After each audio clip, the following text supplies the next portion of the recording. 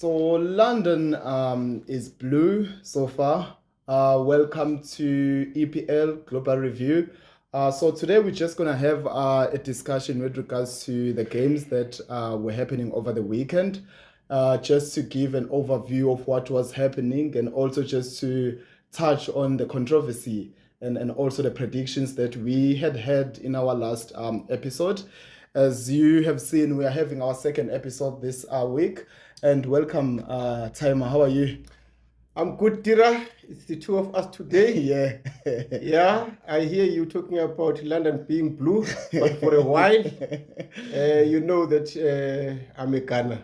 Yeah, I'm a Yeah. Tottenham Hotspur, but I had to say it. I had to be truthful. I know that my predictions were not the same as the result. I had to be strong on the second episode and just play it cool. But how are you? How are you feeling? I'm feeling good because my predictions were right. I had a correct prediction. Yeah. As I said to you, Chelsea was going to win. And yes, they won. Hey. Scrappy 1-0. Yeah. Because if one looks at that game, one thing that I always observe when it comes to derbies, as I said earlier, form book is out. But the fact that you were sitting at the top above Chelsea, Hey. that what made you to lose that game, because Chelsea was going to come fighting. Yes. And again, I'm not convinced the way Tottenham is playing. I'm not convinced. Hey. I was just looking at the log this morning, and I had reviewed the log before the actual match started, and I was like, okay, I'm so positive that we are actually doing something well this time around. We've been consistent as much as we are not winning many matches, but I think our pace started decent enough for us to be in the top four. But now I'm starting to question our consistency. Yeah, because remember, it depends who you're playing with. Yeah. Possibly you can get points, which is a good thing. Playing against low teams, you get the points at the right time, and you occupy those positions. But you need to be aware that those positions have got their own owners. Yeah. I understand you are sitting there at the top. Bournemouth was sitting at the top. Look at the game against Manchester City, which is what another game that we were going to look at. I knew Manchester City was going to come up with something, because if we want to go to the top, beat those who are at the top. That's the name of the game. So that's how you lost. But one thing that I want us to look at is your style of playing. I was not convinced. Yeah. Because I know and understand your coach, Frank. I know him from Brentford. Yes, he's coming from Brentford, yeah. He doesn't have an appetizing style of play. I don't know whether at Brentford he did not have good players, name players. But I remember the first game when they were promoted, they beat Arsenal 1-0. They did not make us play.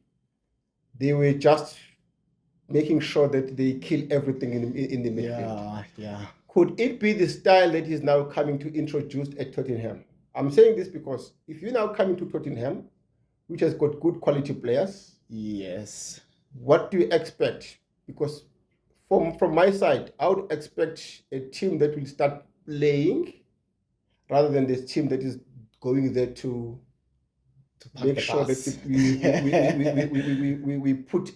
contest in the midfield. So to me, it's a matter of him coming up with a good strategy in terms of playing. Yeah. Because one other element that I saw in terms of you guys playing, you're really struggling to play from the back. If you talk modern football this time, modern football, there's a lot of ball rotation. Use your goalkeeper, use your defense. Yeah. That's where because the goal that Chelsea played, it was a mistake from you at the back. You're not comfortable at the back. Yeah. I don't know what the guy is coming up with in terms of playing. Whether you are just coming there to see to it that you contain your opponent without you making any effort in terms of going forward. I think when I was watching that match, before we even dive into like the formations, the players and everything, I also questioned his style of play. I think now you have given me like a glimpse of where it comes from. Because like Spurs is known for playing football that starts from the back and then moves forward. And they like to use their wings. And also I remember when there was still like Kane and Son. And Son. Yes. They will like tiki-taka with Eriksen and everything. And then they would start to launch the balls forward. And then they will use Kane's ability to drift back and be able to send like through pass to Son and speed and all of that. And I saw that missing in our players. And one of the players that disappointed me was has been disappointing me, to be quite honest, is the player that we bought from which was this team from Germany. Okay. He's from Netherlands, Xavi Simons. Okay. He came in as a star, to be quite honest, because he was filling in the boots of Son. Yeah. But it seems as if he's struggling. He's not worth the amount coming in. Okay. So and then also his style of play, the coach, I think he's trying to find his own style of play. Maybe it's possible that he has seen that it hasn't been working for Tottenham, to be quite honest. Yes, we're playing good football, but we're not winning trophies. So maybe he's trying to establish something new, hoping that we'll win trophies with his style of play. But so which means your position on the log when you were at position 4, it really fooled you a bit. I don't think it's fooled me. Because at the end of the day, I always say, if a coach comes in, have your identity. Yeah, true. How you want to play. I didn't see anything except to say contain Chelsea. And again, the game opened up a bit after the goal, which came up in the 65 minutes. Yeah. And I saw Tottenham trying to play to this Brazilian guy, Richarlison. Richarlison, yes. But those balls, you were losing them because Richarlison was like all alone, isolated, and you couldn't string any passes going forward. So to me, it's a matter of having an identity. How do you want to play? I remember at one time, Brighton. Remember Brighton when it was coached by this Italian guy, De Zerbi? Okay, yes. Those guys, they were really playing soccer, more especially at the back. At one time, they were playing against Liverpool. They played at the back. They were initiating at the back. Under that pressure, they were able to do that. It's a matter, you can do it, because to me, De Zerbi, if he was able to do it with Brighton, anyone can do it. It's a matter of, do you have players who are bold enough to say at the back we can play? Again, begin to use your goalkeeper as well as a fifth player, because most of the teams, they will strike with the two players or strikers or one striker. Fair enough. They add up your number 10 to try and contain the initiation from the back. But if you've got good players, you can make your team play from the back and move forward. But that's what I wanted to say in terms of what I observed from Tottenham and Chelsea. I think we don't have. I have to accept this. I think we don't have enough quality players in our squad. Now I understand the statement that you said in our last episode. To be quite honest, because I was just looking at the starting lineup. There wasn't actually any player or any name that I can just say, okay, we can rely on this player. He can just do the magic. Even Xavi Simons did not start the match. And he's the guy that we brought in this season to actually be the change and take us a step further to winning other trophies as well. But it seems as if he's really struggling. I think he performs more on the national team than he performs at the team. At the team level. At the club level. But again, be patient with these guys, because it's a matter of a new coach that is coming in this year. So it's a matter of try and find a solution.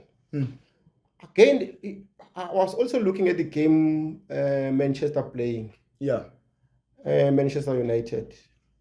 They played different to how they approached the game against Liverpool. I saw. So hence, it's always a matter of who your opponent is. So possibly you can be able to play right. Because if you remember against Liverpool, Manchester United, they were sitting at the back, playing a low block. Not making any moves in terms of creativity. But I saw their game against what you call Nottingham Forest. They were really pushing, And one of their goals, they made passes in the box of Nottingham Forest, which means depending on the opponent, you'll have games where you'll be able to express yourselves, but there'll be games where you begin to say, all right, let's contain them. Yeah, I think maybe we can just start diving into the formations. We'll start with the match of Chelsea versus Tottenham, and then we'll go to Manchester City versus Bournemouth. Yeah. And maybe we can just start with the formations, and then we'll go to the lineup as well, and then we'll take it further from there. What was your observation about the formation that was played by Spurs? Tottenham came up with the 4-3-3 formation. Yeah. But again, you need to understand the formations. You modify the formation. The formation, it only depends again in terms of, because I always say your formation, it sets up a structure. You are saying we've got 4 at the back, we've got 3 midfielders, we've got 3 strikers. Yeah. But when you are in possession, this formation changes. Yeah. How many people do you put forward in terms of attacking?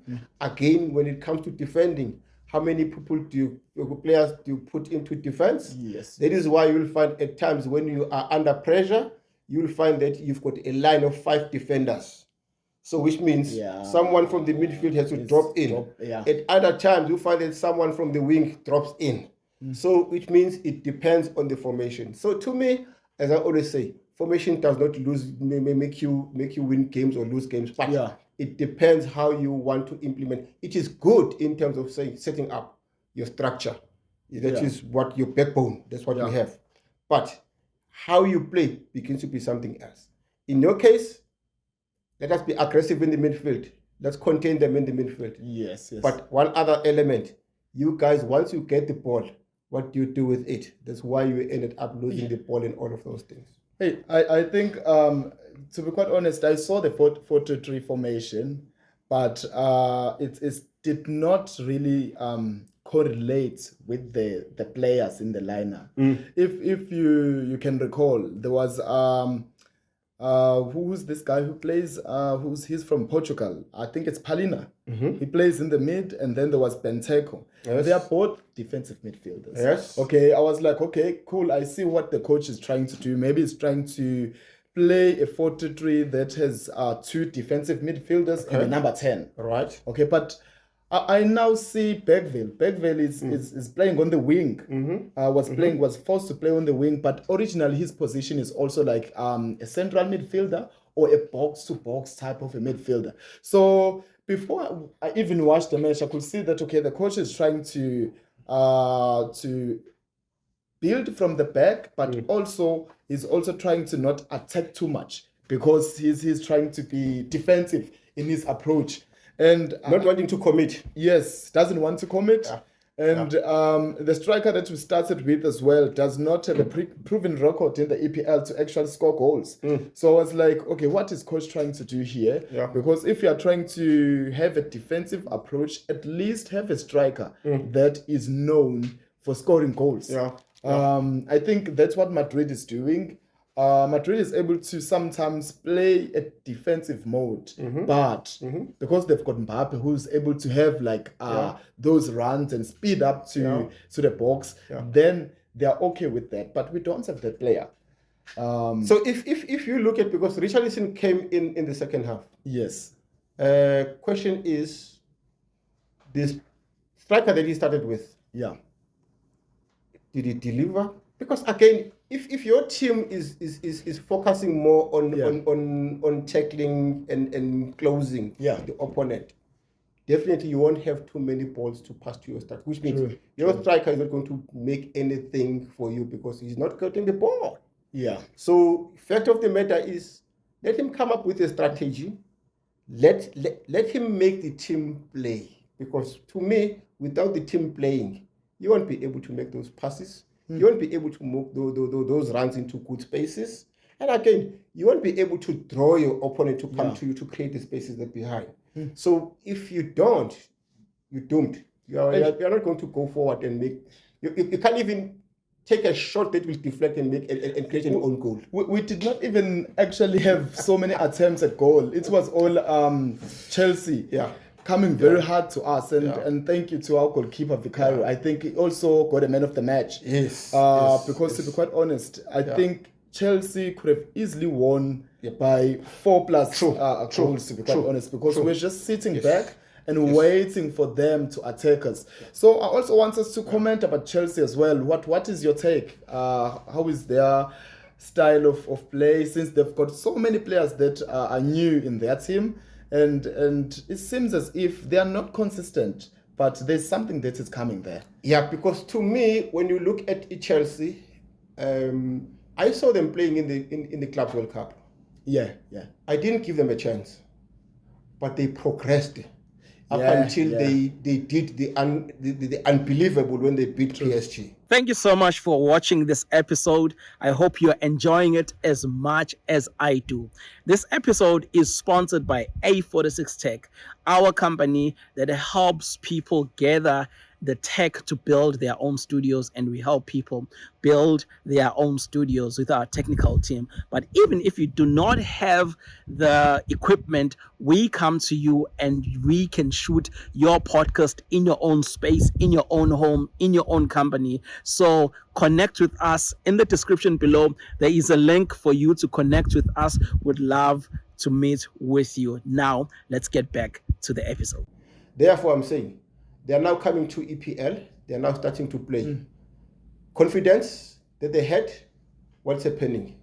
Therefore, to me, in terms of play, let me then look at the second half when the game was opened. Yeah. They played brilliantly. Yeah. Because they were able to exploit spaces. They were able to create chances. As you are saying, they must have possibly scored 3 to 4 goals at that particular time. So that's a Chelsea that I would like to see playing. It's just that in your first half, you forced Chelsea not to play because you did not open up. True. So therefore, they prove that if the game is open, they can also stick to their guns and be able to create and be creative in terms of their build-up, creative in terms of going forward. So to me, they are playing a good game, but it's a matter of them being consistent in terms of that. Yeah. And again, being able to unlock what we call the teams that are coming to park the bus. Yeah. Yeah, because I think with Chelsea, if you look at the profile of their players, I don't see any team other than Manchester City and Liverpool and Arsenal maybe on paper that has quality players like Chelsea. They've got different attributes that can come in together. You remember in our last episode when we were looking at Liverpool and saying each player has to have a quality that also complement the other players. I think with Chelsea, we can start with their wingers. They've got quality wingers. Yes. There's that boy from Neto is one of them. Neto is one of them. Neto actually was performing very well in the Club World Cup. I think he was one of their best players after Cole Palmer. But it seemed to started very slowly in the EPL when they started, but it's starting to pick up the pace as well. And there's also that boy they took from Manchester United. I'm not sure if he's on loan or is he on loan or they. I don't know. But I saw the first half because they started with Garnacho. But unfortunately for him, he was unable to make those runs because he's a speedy player. True. Simply because of how Tottenham played. But when you look at the second half, this guy that they brought in, is it Gutins? Can't remember his name. Gutins, yes. And that guy you could see in terms of playing wide and also breaking in terms of pace. Simply because for him, the game was open. Because for him the game was now open. You guys were trying to forge forward, utilizing Richarlison going forward. So most definitely spaces are going to be created. So to me, yes, he showed me that he's also a good player. But the thing is, at times, you'll have a good game. At times, you won't have a good game. But he had a good game because the game was open up for him. Garnacho, I wouldn't say he had a bad game. Yeah, but the game at that time, you guys were really focusing on defending and containing Chelsea. So he couldn't have those spaces where he could go and take defenders on, make a pass or make a cross and take a shot at goal. Yeah. What is your take? Because I was just I think they played a 4-2-3-1. Yes. But there's one player that I want us to have a further discussion on, because it seems as if the Chelsea coach is able to experiment with players. He's good with experimenting with players who plays like different position, but he will try them out in different position. How was Reece James' game? Because it seemed as if he was playing like a midfielder. Good. Yeah. I saw the guy. Yeah. He's very competitive in terms of wanting to win. Yeah. Wanting to win tackles. Yeah. Going on for tackles. He's good. But the issue is how to utilize him. Because at times when you are not defending, can he be able to be a player that takes care in terms of when the opposition is attacking, therefore neutralizing the opposition? Is he able to go forward in terms of making those passes? Yeah. Let me make an example of Declan Rice at Arsenal. Yeah. That guy, when we are defending, you'll see him defending, you'll see him making tackles. Yeah. But again, when it comes to going forward, he's a brave guy who can even go forward and force his way in terms of the opposition and make those passes and make those runs into the box. So players like that are very good quality players, because they've got a balance of when we don't have a ball, we are able to go to spaces, close up the opposition and win the ball. When we've got the ball, we are able to utilize it profitably.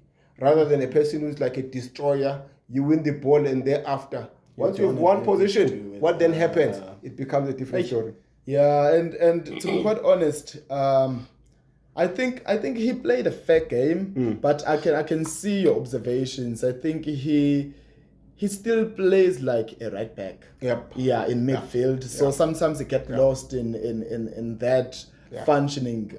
Sometimes you will see him drifting to the right, and you'll see like he's competing for that position with Gusto at the same time, because I think he forgets that now he's supposed to just contain himself within the midfield. But there's one player that I like so much in the Chelsea team. I think he also contributed to the goal that they scored. Cancelo. What can you say about that guy? That guy is brilliant. Because you need players like him. Players who are not jealous, who are not selfish. Yeah. Players who can see the space. Players who can be able to take players on. Yeah. Players who can begin to see the movement of a teammate. Yeah. Who is better, who is in a good or better position. True. Because some of the strikers at times, they are very selfish and they've got this mentality of, I'm a striker, I have to take shots. Yeah. But players like him, who was able to see, we've won the ball, and we do not have time to relax on the ball. It's a matter of us in the 18 area. We are in there close to the box. Who is next to me? Pass the ball. Bang the net. Yes. And he wins balls a lot, to be quite honest. I think they've got Chelsea, one thing that I can give them credit for, they've got a history of defensive midfielders who are known for getting rid of everything in the midfield. We can go back to the time of Makelele, Essien, Mikel, Kante, and recently they've got Cancelo. He's been doing a phenomenal job. I think last season he was also their best player, if I'm not mistaken. The way he was able to fight for that ball, and then another player would have tried to shoot by himself, and he was able to spot Pedro Neto. Who scored? It was that guy from, is it Pedro? Joe Pedro. Oh, yes. Which is the other player that I want us to have a further discussion on. But on Cancelo, I think he's a perfect midfielder. He runs the midfield. So long as he keeps on doing that, because you as a midfielder, Your responsibility is to pass your teammates, more especially those who have advanced in terms of the position, getting into those spaces in terms of scoring. That is what, as a midfielder, you do. Yeah. Then, second to that, it is you taking what we call shots. Meaning, if they are closed up, therefore you begin to see that you do have a chance in terms, because remember, the defenders will be bothered by the strikers that are coming in and making those moves. Therefore, some of the chances are created for the midfielders who are coming in to join the strikers. So which means now be a kind of a player who knows and understands when do you need to take a shot. Because if you don't, you'll find yourself as a midfielder taking more shots and not scoring, and you starve your strikers. Yeah. So what if I was to ask you, how many goals do you think João Pedro is gonna score this season? Yes, he has improved himself, like to score more than 10 goals per season in a domestic league. But I think he's got the eye for a goal. You remember in the Club World Cup, he came in when they had already started, because the transfers, I think they had a bit of a delay, and then he came in the quarterfinals or in the semis, and then right there and then he scored 2 goals, if I'm not mistaken. Yes, it was a bit slow in terms of the league. I think it was a team issue, not a him issue. But I just want to hear from you. How many goals do you think he's gonna score? You know, Tira, one thing that I don't want to do is to predict how many goals a player is going to play. honestly. Yeah, they've disappointed you a lot at Arsenal. Exactly, because at times, it depends on how the coach wants to play, which is number one. Number two, it depends on the form your team. Yeah. Because at times you find that the team is not on form, therefore the players that are expected to score goals, they won't be able to score goals simply because the whole team is not on form. But to me, yes, I'm seeing Chelsea, because by now I was saying Chelsea is supposed to be there in the top 4. Yeah, that's true. Unfortunately, they are not there simply because, to me, the coach is still in the phases of rebuilding this team, which means there are games that we are going to win. There are games we are going to play a draw. But Enzo Maresca is quite a good guy in terms of... Where is he coming from? I think he's an Italian. Okay. His philosophy, his style of playing, being able to utilize the players that he has in a very good way. Because if you look at them, as we talk about Cancelo, if you talk about... Because look at Cucurella. Cucurella is a left back. But that guy can force and go forward. He goes forward. You look at doesn't stop running. Exactly. You look at Naito. That guy can take different. So which means you could see what this guy is wanting to bring into the team. But what the real factor is, how long is it going to last? But to me, your guy might be able to bang them some, but I don't want to tell you about the numbers. I don't want to go there. Even Haaland in Manchester City, I wouldn't predict, but Haaland will always be there at the top. Yeah. But with how many goals, one cannot tell simply because Manchester City was on the slump last year. Yeah. Remember, we talked about the absence of Rodri. They started struggling, but coming to now, look at the goals that he banked. But again, could it be Bournemouth played to his strength? Possibly. We'll come to that. I think you sound like a hater when it comes to City, because even in our last episode, to be quite honest, we did have like a small conversation about City, and it seemed as if you were looking forward to criticize Pep and his position right now. And also, I think you said a very controversial statement about Haaland not doing well this season. I think he's doing very well. I'm not sure about City as a team, which we're just gonna look at right now. I think we can just go straight to City versus Bournemouth. What is your take on that match? All right. Let me tell you about Pep. Yeah. I like Pep. I don't think you do. Because Pep is one of the coaches that I really admire. Okay. Because you know Pep, he did wonders with Barcelona. Yes. From Barcelona, he went to Germany, Bayern. He made Bayern play soccer. Then after he came to Manchester City. And he has been with Manchester City for how many years now? 10? Yes, I think he came around 2015, 2014, yes. It looks like he likes it in England. Because if you remember when he left Bayern, when he left, Bayern. Bayern, yeah. He had 4 years with them. And he had 4 years with Barcelona. He used to say, I don't stay longer than, But look at Manchester City now. He's there because when I was looking at the coaches, him and Arteta are the longest serving coaches in the EPL. Okay. It's him, number one. Arteta is number 2. Yeah. Because the rest of other teams, they've been doing the chop and changing. Now, the good thing about Pep wants to express himself. He wants to contain opposition, not by closing them down, by going forward to them. Because that's why they say the best form of defending is to what? Attack. Pep is going to attack because Pep wants players that can play this baller. Pep wants players that can be able to read the game. Because when I was looking at their game, I will still come in terms of how I observed. But looking at Pep, to me, he's one of the good coaches. Fact is, as I said last time, I'm still going to repeat my statement. I'm not controversial, right? I'm not controversial, Tira. Okay. I asked the question, could it be he has reached the ceiling? Because, please, you can't cry over one player simply because Rodri is not on form. He was your pillar of strength in terms of after everything collapses. No. But again, coming this season, he's struggling in some of the games. Games that I was saying, Manchester is not supposed to be struggling in those games. With their proven record, actually, they were not struggling with those matches. With the players that he's got. With the players that he's got. But is it a matter of other coaches having studied him? They know how he's approaching the game and all of those things. Because let's look at now coming to the game of Bournemouth. Bournemouth won.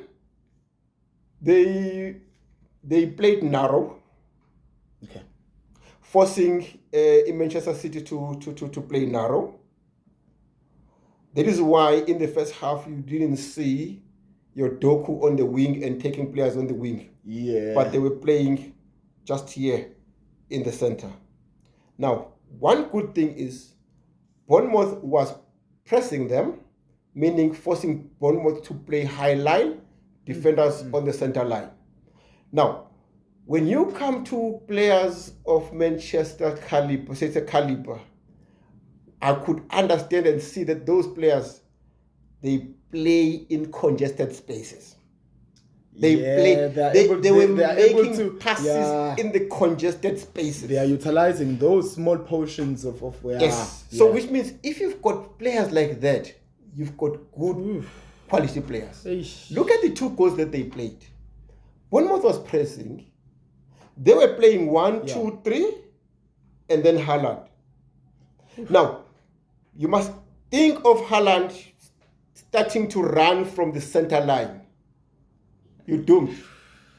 Because on one-on-one with the keeper, Haaland, out of 10, he will 9.5.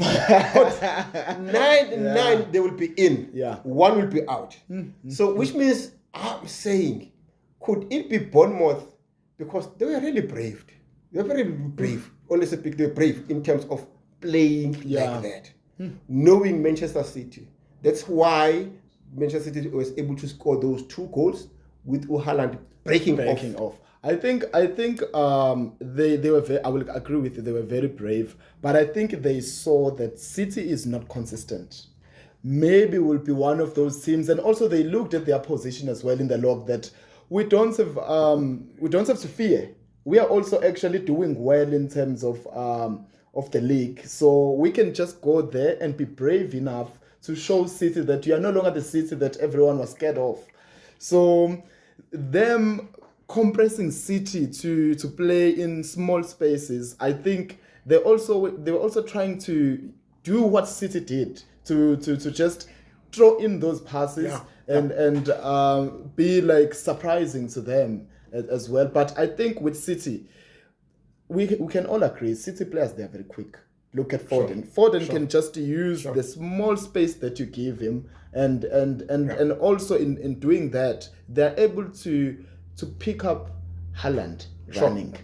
They are not just doing it in their own space. While they're doing it, they are looking at Haaland as well, because Haaland will always be ready to run. Because Haaland is their point of reference. Yeah, yes. Because they do not have anyone. So Doku will drift to the side. Yeah.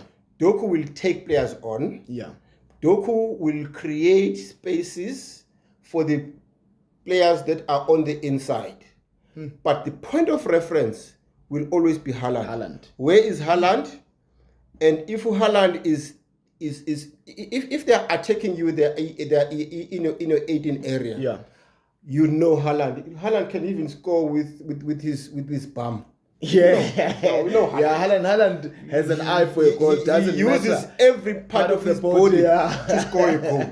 So you know that you are going to get a goal. Yeah. But again, if one comes to why Areola used that system from my side in terms of attacking Manchester City, fact of the matter is they do not have a solid and a strong defense. True. That's a fact. So which means if you're a coach, be bold enough, be brave. Yeah. Throw your players in. Yeah. Let them create pressure on that defense. You've got something to get. That is why other players, what we call the teams that when the season started, they were struggling. It's just that the other players were focusing on their defense, the weakness in their defense, and cracking it. Yeah.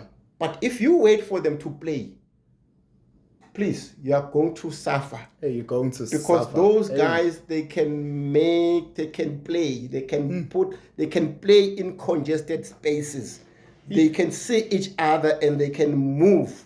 So if you want to do that, be mindful of the fact that they can beat you. But if you are also be able to use your players in terms of saying, let's be brave. Yeah. Let's commit. Something may come up.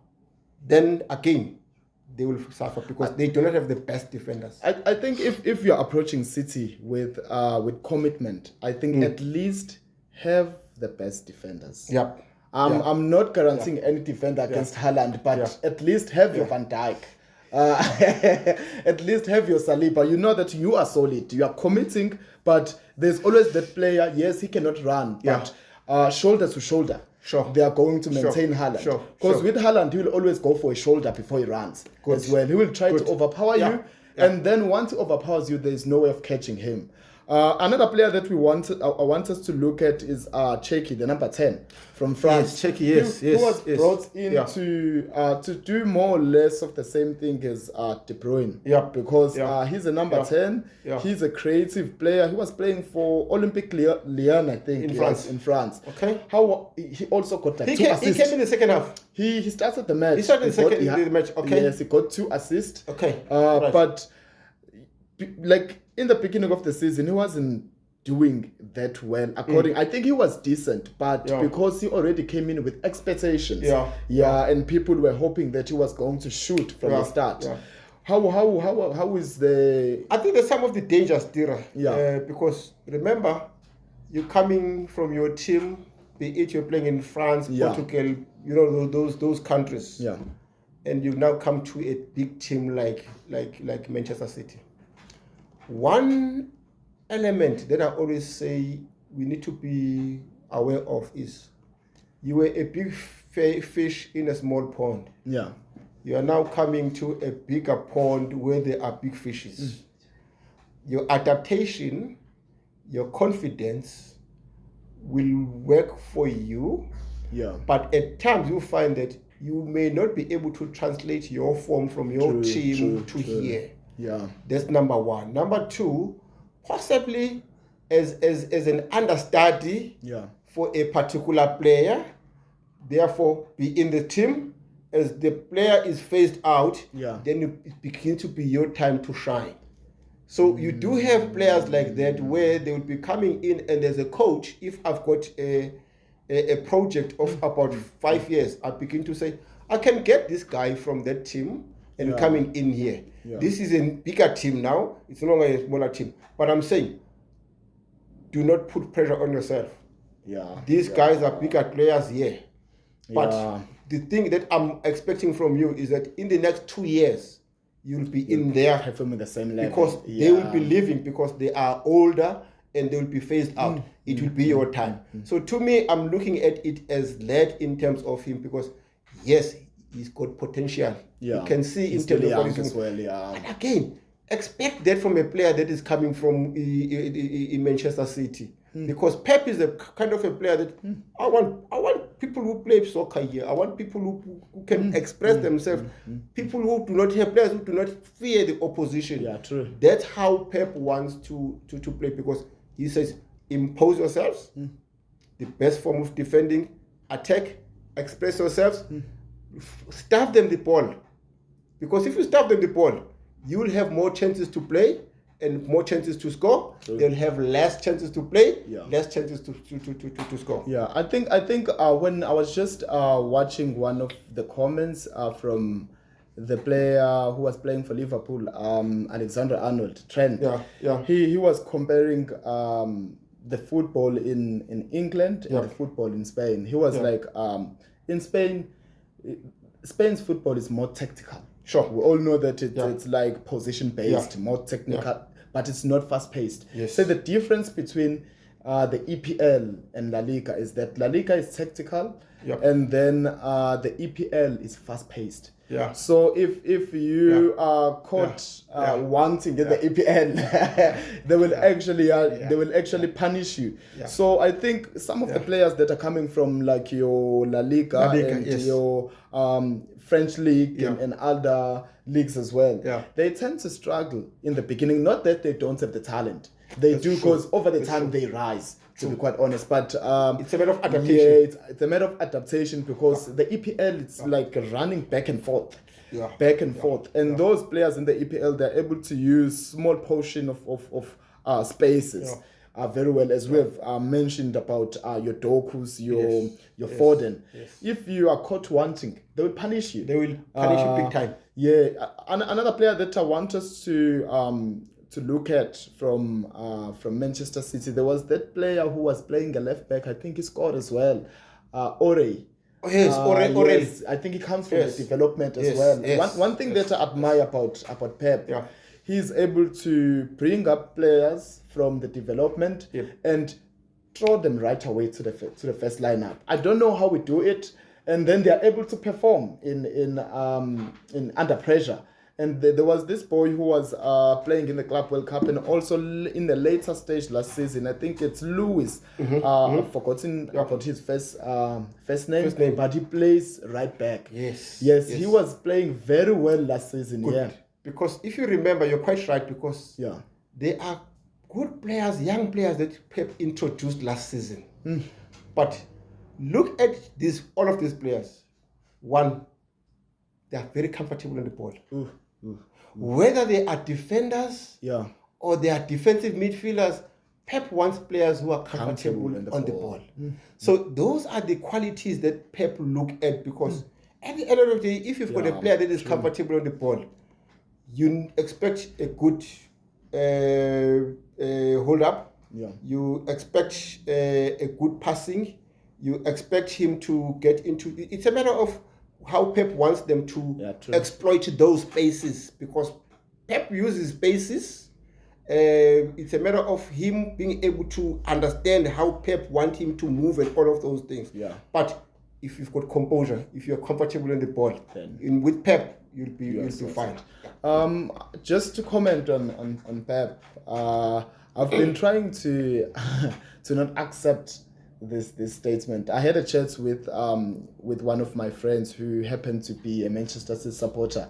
I asked him the same question that you drew in our first episode as a statement, that is it that maybe he has reached his ceiling. Because I was failing to accept that. But when I had a chat with this friend of mine, he said actually he also thinks the same.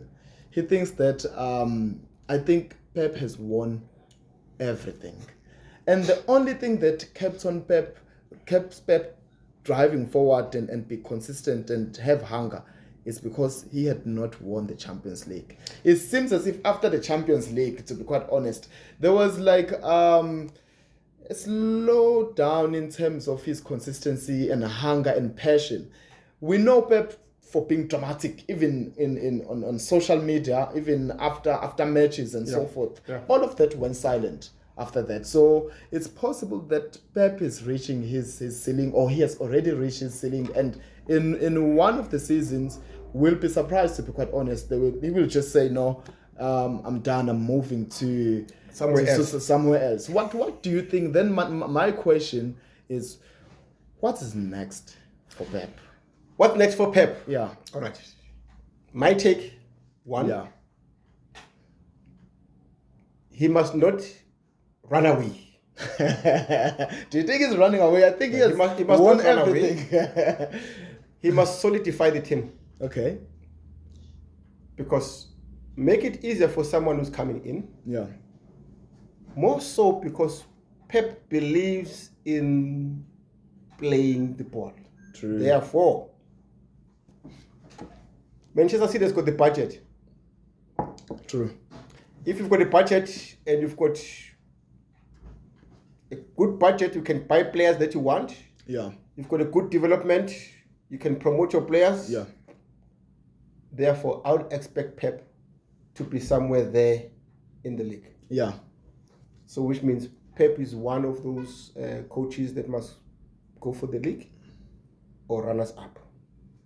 But if Pep loses that, therefore I will therefore begin to say this year, Pep must have reached his ceiling. Eesh. So time will tell. Hey, time will tell. That is why I'm saying now, could it be? Yeah. Time will tell. Come end of the season, let's see where he is. But do you think now it's his time to actually go to the national teams and try to, with the World Cup coming up as well? I don't think he's got enough time to actually build a national team since like we are already like 8 months to the World Cup next year.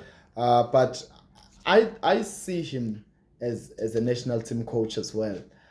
Because with the luxury of coaching a national team is that you pick players who are performing very well from their domestic leagues and their domestic clubs. Yeah. So that means that you've got a good quality of players that you are working with. There is no building a player. A player comes to you already being a quality player. For you is try to use these players to the best of their abilities and try to fit them within your playing style and have a vision in doing that. Do you see him as a national? All right. Before I answer you, because the guys are saying we've got 5 minutes. Okay. Now, one, I see him as a person who likes the entertainment consistently. Because, you know, if you're coaching the national squad, you don't have too much time engaging with the players. It's only when they are called for national duty that you engage with them. True. To me, Pep is a kind of a guy that wants to be with the players all the time and all. So which means to me, I'm seeing him as a team player than a player, a coach. As a team coach rather than a national coach team. Yeah. So that's where it is. But I just want us to go to the games that we are going to be looking at and next week. Okay. We've got 2 games that we said we're going to be looking at: Manchester City versus Tottenham. Excited, Right. The other one is the big one: Liverpool and Manchester City. So it's Liverpool versus Manchester City. Yes, on Sunday. Man United versus Tottenham. Man United versus Tottenham. Yeah. One thing let me look at Tottenham and Manchester United. Yeah. You remember Tottenham, how they played against Chelsea? Yeah. Remember how Manchester played against Liverpool? I'm seeing a different ball game. What is your prediction? I know you don't I'll go for a draw on this one. A draw on this one. Yeah, I'll go for a draw. More so because Tottenham is also playing at home. Okay. I'll go for a draw on this one. Remember, Manchester United. Yeah. They were leading against Nottingham, and again equalized, and they were losing, trailing, and then they equalized. Yeah. So I'm going for a draw on this one. Okay. Big one. Yeah, that match has always been dramatic. Yeah. Yes. Manchester, Yes, Liverpool. Liverpool won their last match, so we need to take that into account as well. Good, but it depends who you play against and where you're playing. They are no longer in Anfield. Yeah. They are going to Etihad Stadium. What is your take on that one? What's your prediction? My first take on this one. Yeah. Let them neutralize each other. Eesh. Because I still want to maintain position one, get more points. Yeah. But on this one, yeah, let me give it to Liverpool. To Liverpool. Yeah. For me, I think the first one, I think I've got the same observations as you. I think it's going to be a draw. Yeah. Hopefully, it's going to be a 1-1 draw or 2-2 draw. Okay. For Tottenham versus Manchester United. Right. And then for Liverpool versus Manchester City, I think it's a draw as well. I think it's a draw. I was tempted to say a draw, but I'm seeing in Liverpool, because let's be honest. Yeah. Those guys, they are playing. It's a matter of other weeks not being able to convert. Yeah. They won't make a same mistake like Bournemouth. Yeah. Because they've got two good players that can be able to contain your Haaland. So to me, 2-1, not too much of a margin. Okay. So we are coming to an end of our second episode. It's been such a wonderful conversation. So we will see you in our third episode. Make sure that you subscribe, you comment, you like, you share it with other friends of yours, and let's just have a holistic conversations about the football, the global football, and also make sure that you also engage with us in our comment section. If you've got any controversial statement that you want to draw out, and if you've got any other observations that you have which differ from ours, or you want to attest to our observations, feel free to just engage with us in the comments. So we'll see you in our next episode. Enjoy the rest of your week. Push those comments. We need them. Yeah.